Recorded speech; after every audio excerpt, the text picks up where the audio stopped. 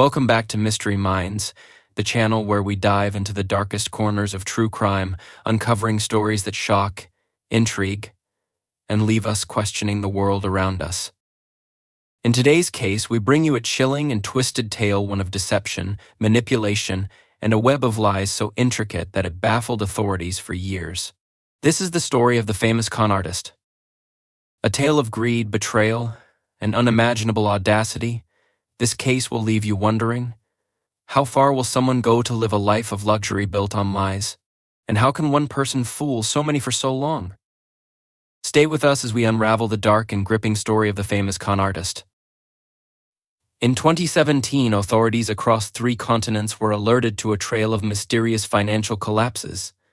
Small businesses had been wiped out, families left in ruins, and even seasoned investors found themselves duped. All the clues pointed to one person, a figure so elusive that for years they lived under different identities, flawlessly adopting the lives of others, leaving chaos in their wake. But who was this master manipulator?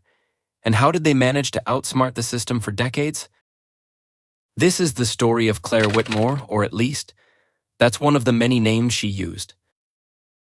In the late 1990s, a young woman stepped into Manhattan's high society, carrying with her an air of mystery and charm that few could resist. She called herself Claire Whitmore, claiming to be the heiress to a sprawling European fortune. Her clothes were impeccable, her manners flawless, and her knowledge of art, history, and culture seemed boundless. No one questioned her backstory. Why would they? To those who met her, Claire was the epitome of class and sophistication. But beneath the polished exterior lay a cunning mind and a relentless ambition to take whatever she wanted, no matter the cost. Claire's rise was calculated. She knew that to truly succeed in the circles she sought to infiltrate, she had to appear both unattainable and approachable. Her arrival in Manhattan began with small gestures, attending exclusive charity galas, frequenting elite restaurants, and casually dropping references to her supposed aristocratic lineage. She never oversold herself. Instead, she let her actions speak louder than her words. When she donated an antique necklace to a high-profile auction to support the arts, no one suspected it was stolen. The gesture opened doors to friendships with influential figures, art collectors, business magnates, and socialites who were eager to include her in their lives. Her first schemes were modest in scale, designed more to test her abilities than to make her rich.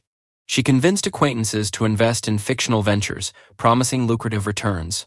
These investments were never outrageous, they were just small enough to seem believable but large enough to matter. When Claire disappeared from her investors' lives, they were left scratching their heads, unsure of how someone so trustworthy could betray them. As her confidence grew, so did her ambitions. Claire expanded her cons to include forged documents, counterfeit artwork, and even elaborate charity events. One particularly audacious scam involved a gala she organized under the guise of raising funds for underprivileged children.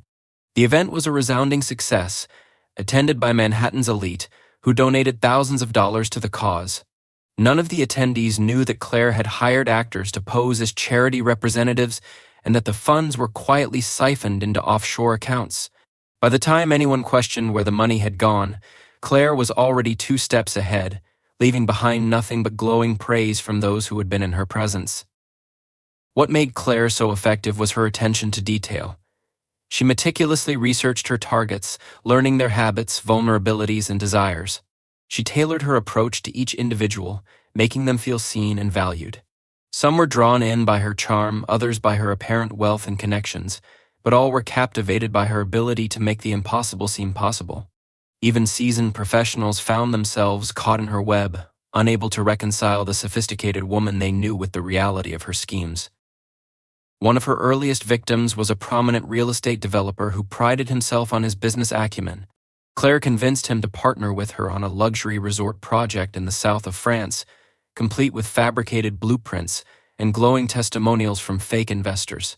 He poured millions into the venture, only to discover months later that the property didn't exist. By then, Claire had vanished, leaving behind a trail of confusion and disbelief. Claire's success lay not just in her ability to deceive, but in her uncanny skill at disappearing. She understood the importance of timing and never stayed in one place too long. Just as questions about her identity began to surface, she would retreat, cutting ties with everyone and erasing all traces of her presence. Her victims were left with little more than a name and a memory, both of which seemed to dissolve under scrutiny. By the early 2000s, Claire had become a ghost, a legend whispered about in Manhattan's elite circles. Stories of her exploits began to surface, each more outlandish than the last. Yet for every person who claimed to have been swindled by her, there were others who dismissed the tales as exaggerations or misunderstandings. Claire's ability to blend truth with fiction made her almost untouchable, and she reveled in the knowledge that she could outsmart anyone who dared to challenge her. But Claire was not content with her success. She saw the world as a chessboard, with each move bringing her closer to a life of unimaginable luxury and power. She began setting her sights on larger targets, knowing that with greater risk came greater rewards. As she prepared for her next con, she left Manhattan behind, confident that she had left no loose ends. Her victims were too ashamed to admit they had been fooled, and those who suspected the truth had no proof to back their claims. What she didn't realize was that her growing audacity was leaving a trail of breadcrumbs, faint but undeniable. While she thought she had mastered the art of evasion, others were beginning to piece together the fragments of her story. But for now, Claire remained untouchable, a phantom in the world of high society. Her ascent was only just beginning, and she was determined to climb higher, no matter who stood in her way. After leaving Manhattan behind, Claire Whitmore disappeared into the vastness of Europe, adopting a new identity and an even more ambitious approach to her schemes. She became Charlotte Dumont, a French art dealer with a discerning eye for rare masterpieces. Europe, with its rich history and endless supply of old money, provided fertile ground for her deception. Her transition into this new life was seamless, a testament to her meticulous preparation and her ability to adapt. Claire began her reinvention by immersing herself in the world of art. She frequented galleries, attended auctions, and studied the intricacies of European culture. She created an impeccable persona, an aristocratic art dealer from a long lineage of collectors. Her knowledge of art, bolstered by countless hours of research, allowed her to gain credibility in elite circles. It wasn't long before she was rubbing elbows with some of the most influential people in the industry, from collectors to gallery owners. Her first major con as Charlotte Dumont involved a series of forgeries. Claire collaborated with a skilled but morally flexible artist, commissioning him to replicate works by lesser-known painters. She convinced unsuspecting buyers that these pieces were hidden gems, forgotten masterpieces that she had unearthed through her extensive network. Her presentation was flawless, complete with forged provenance documents and fabricated backstories for each painting. The buyers, eager to own a piece of art history, paid exorbitant sums for the counterfeits. The success of these early ventures emboldened Claire, and she set her sights on larger prey. Her most daring scheme came in the form of a fake Monet, a supposed early work that had never been seen publicly. She orchestrated an elaborate backstory for the painting, claiming it had been hidden in a private collection for decades. To lend credibility to the tale, she arranged for an expert to authenticate the piece, though the expert was, of course, someone she had paid handsomely to play the role. The painting sold to a Russian oligarch for millions, the transaction carried out in hushed tones in a luxurious Parisian hotel. By the time the oligarch's real art consultant raised doubts, Claire was already gone. Her life in Europe was one of constant motion. She never stayed in one city for too long, always careful to avoid leaving a trail that could lead back to her. In London, she posed as a philanthropist, using her fake art dealings to fund lavish charity events that doubled as opportunities to network with wealthy patrons. In Milan, she became a consultant for a high-end auction house, infiltrating the industry further and gaining access to invaluable contacts. Each identity she created was more elaborate than the last, layered with just enough truth to make it believable. What made Claire so effective was her ability to exploit the greed and vanity of her targets. She understood that people wanted to believe they were part of something exclusive, something only they had the privilege of accessing. Her marks were often people who prided themselves on their sophistication, individuals who thought themselves immune to deception. By feeding into their egos, she ensured that they never questioned her authenticity until it was too late. Despite her success, Claire was not without close calls. In Vienna, a suspicious buyer began digging into her background after noticing inconsistencies in her story. When the man contacted one of her supposed references, a gallery owner she claimed to have worked with, he discovered the contact information led to a dead end. By the time he tried to confront her, Claire had vanished, leaving behind an empty apartment and a trail of unpaid bills. Her ability to escape these situations was almost supernatural, as if she could sense danger before it materialized. Technology became one of Claire's greatest allies. She used it to create fake email addresses, websites, and even social media profiles that supported her various identities. These digital breadcrumbs gave her personas an air of legitimacy that few thought to question. She also utilized encryption and anonymous banking methods to transfer her ill-gotten gains into offshore accounts, ensuring her financial security even as her crimes grew more elaborate. But her lifestyle came at a cost. Constantly living under a new identity meant Claire could never truly settle down. Every relationship she formed was a facade, every interaction a calculated move in her endless game of deception. The pressure of maintaining her web of lies began to take its toll, though she hid it well. Her ambition kept her moving forward, convincing herself that the sacrifices were worth the rewards. By 2015, Claire had established herself as a legend in the world of cons, though her victims rarely spoke openly about her. Many were too embarrassed to admit they had been fooled, while others feared the legal repercussions of revealing their dealings with her. This silence allowed her to continue her schemes unchecked, moving from one country to the next with ease. But while she thought of herself as untouchable, her growing audacity was beginning to attract attention from law enforcement agencies across Europe. Each new can added another thread to the web of her deceit, a web that was becoming increasingly difficult to untangle. Claire remained a ghost, slipping through the cracks of the systems designed to catch criminals like her. She thrived in the chaos she created, always staying one step ahead of her pursuers. But the more successful she became, the greater the risks she was willing to take. She had reached a point where her name, or rather, her collection of names, was whispered in hushed tones among art dealers, collectors, and investigators alike. And while she didn't know it yet, her carefully constructed empire was beginning to show its first signs of collapse. By 2015, Claire Whitmore's life of deception was beginning to show cracks. Her scams had grown bolder, and her confidence had edged into carelessness. What had once been a calculated game of precision was becoming a dangerous balancing act. Each new can carried higher stakes, but Claire was addicted to the thrill, convinced of her invincibility. She had crafted her life so meticulously that she believed no one could catch her. Yet, unbeknownst to her, the walls were starting to close in. In New York, a private investigator hired by one of Claire's victims was tirelessly piecing together her trail. The victim, a prominent financier, had lost millions in a bogus investment fund Claire had orchestrated under one of her many aliases. The investigator began connecting dots from similar cases across the globe, a series of counterfeit art sales in Paris, an embezzlement scandal in Vienna, and an elaborate identity theft in Milan. The patterns were faint, but they were there, a chameleon-like figure who slipped into elite circles, manipulated her victims, and disappeared before anyone realized what had happened. Claire, meanwhile, had grown increasingly bold in her schemes. In her latest identity as Elizabeth Parker, a glamorous financial consultant, she targeted retirees in Miami with promises of secure, high-return investments. Her victims handed over their life savings, lured by her polished presentations and promises of a stable future.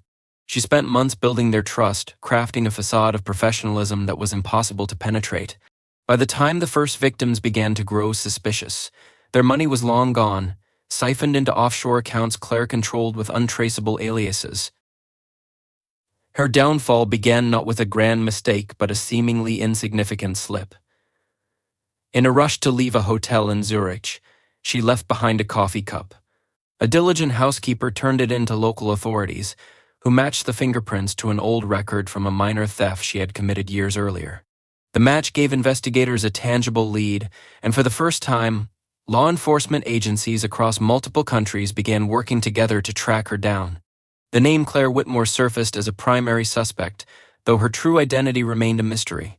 Investigators compiled a growing dossier of evidence, but without her in custody, their case was tenuous. Claire, sensing that she was being watched, became more erratic. She fled Zurich and resurfaced in Southeast Asia, adopting yet another identity. This time, she posed as an entrepreneur specializing in luxury boutique resorts.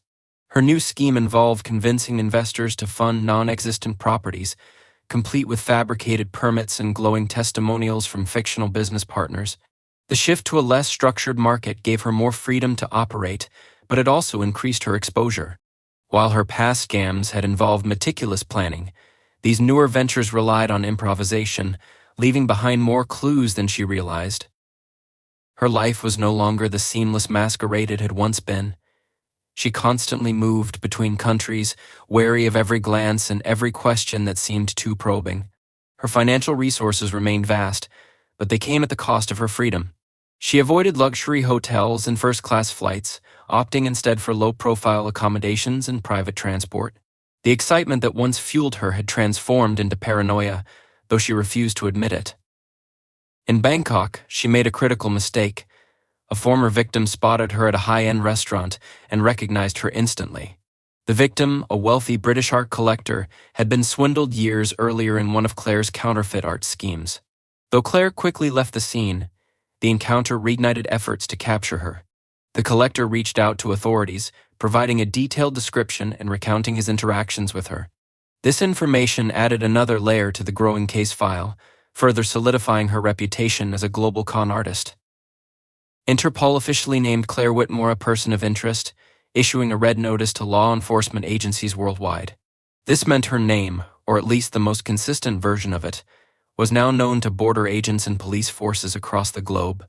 The announcement marked a turning point in her life. The anonymity she had relied on for so long was crumbling, and she could no longer count on slipping through the cracks unnoticed. Despite the mounting pressure, Claire attempted to carry on as if nothing had changed. She moved to Hong Kong, where she claimed to be an independent wealth manager catering to expatriates. Her strategy remained the same: build trust, exploit vulnerabilities, and disappear with the profits. But her marks were no longer as easily fooled. Some had heard whispers of a global scam artist targeting the wealthy, and Claire's attempts to deflect suspicion were less convincing than they had been in the past. Back in Europe, the private investigator and law enforcement agencies continued to tighten the net. A breakthrough came when one of Claire's former accomplices, a forger she had worked with during her art scams, was arrested in Amsterdam. Under pressure, he provided crucial information about her methods and contacts, giving authorities an inside look at how she operated. The forger's testimony led to the discovery of a safe house Claire had used in Berlin, where investigators uncovered a treasure trove of forged documents, burner phones, and luxury goods purchased with stolen money. The pressure was mounting, and Claire knew it. She began making desperate moves, liquidating assets and cutting ties with anyone who could connect her to her past crimes. Her once perfect web of deception was unraveling, and for the first time in her career, she was no longer in control. Yet she refused to stop, driven by the belief that she could outwit her pursuers one last time.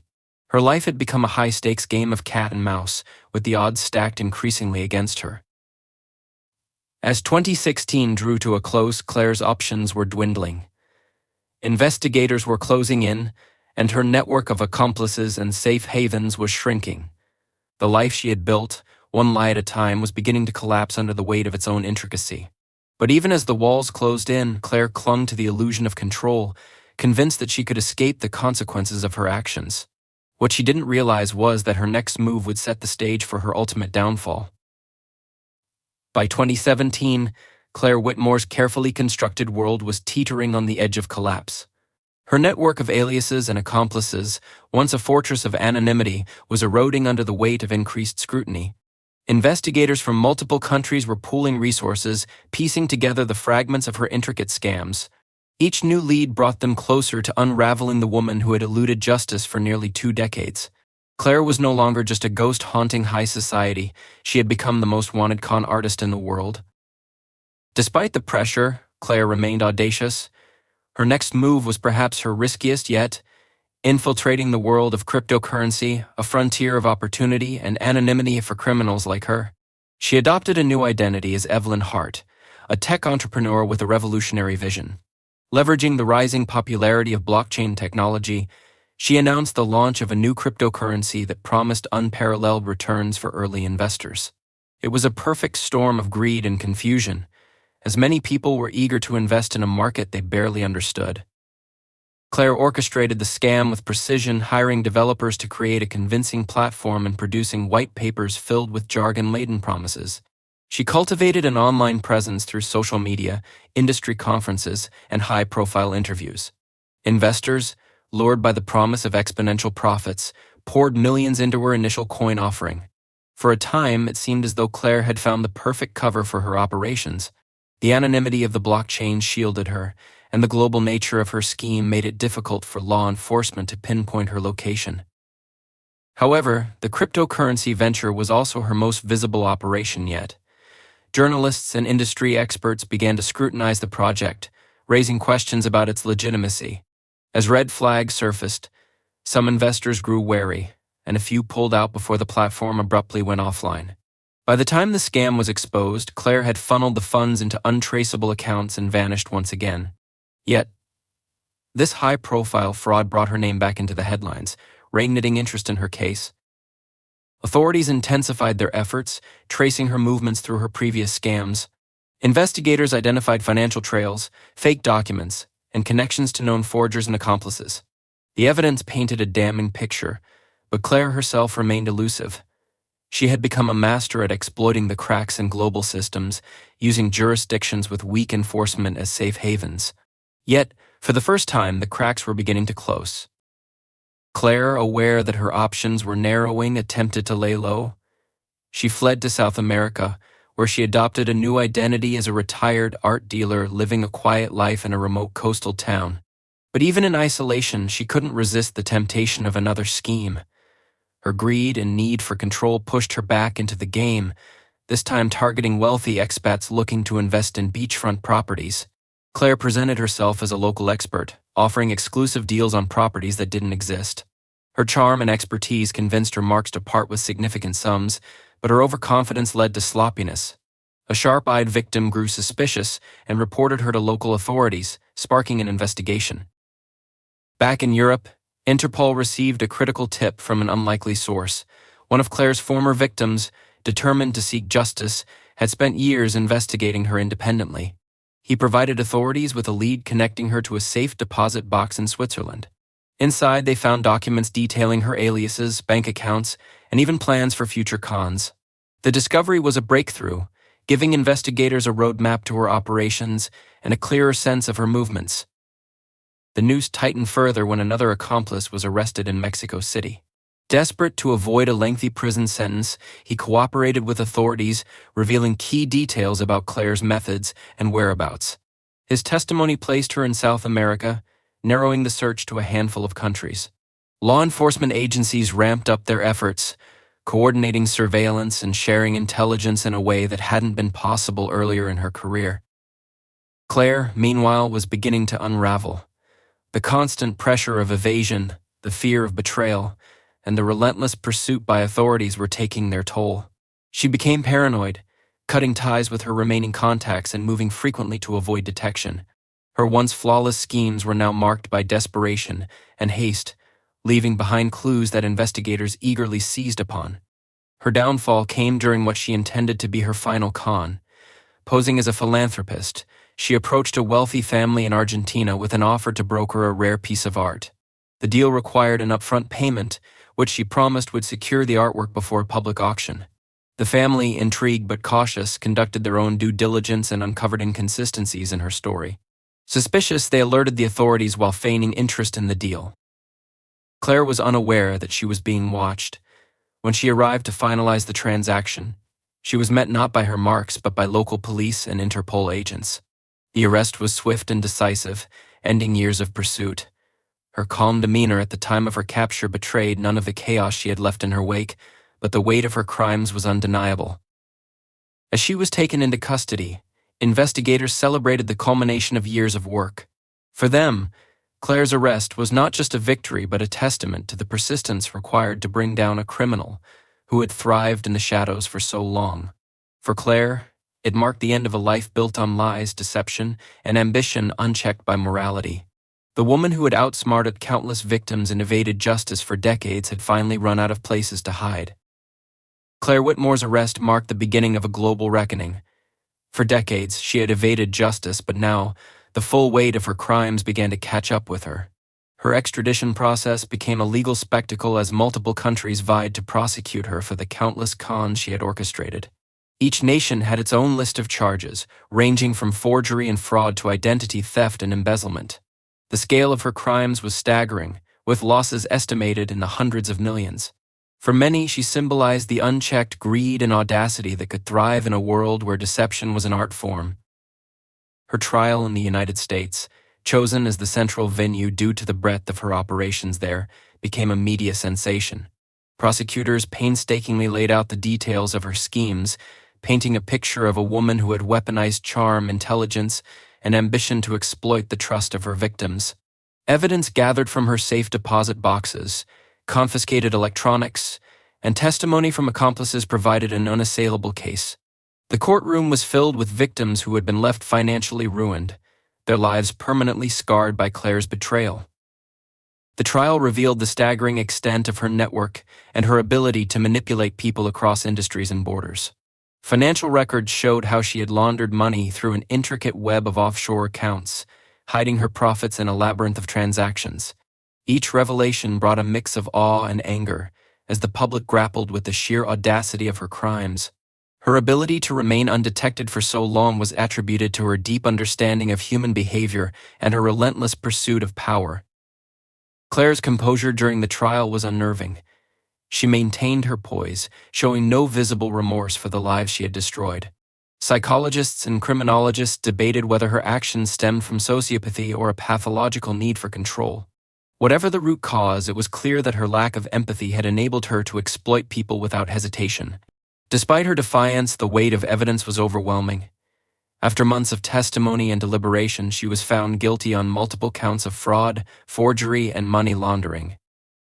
Her sentencing marked a decisive end to her reign of deception. The judge condemned her actions as a calculated assault on trust and ordered her to serve 30 years in federal prison without the possibility of parole.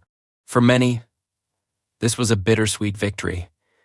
While justice had been served, the emotional and financial toll of her crimes could never be undone. In prison, Claire's life was a stark contrast to the glamorous existence she had crafted. Gone were the luxury, the power, and the control she had once wielded.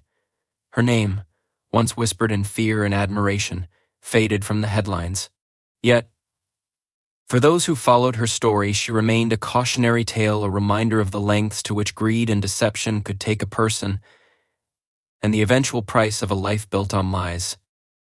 Thank you for joining us on this chilling journey into the mind of a master manipulator. If you enjoyed today's story, don't forget to like, share, and subscribe to Mystery Minds. Together, we'll uncover more shocking tales that remind us of the thin line between trust and betrayal. Until next time, stay curious, stay cautious, and remember, not everything is as it seems.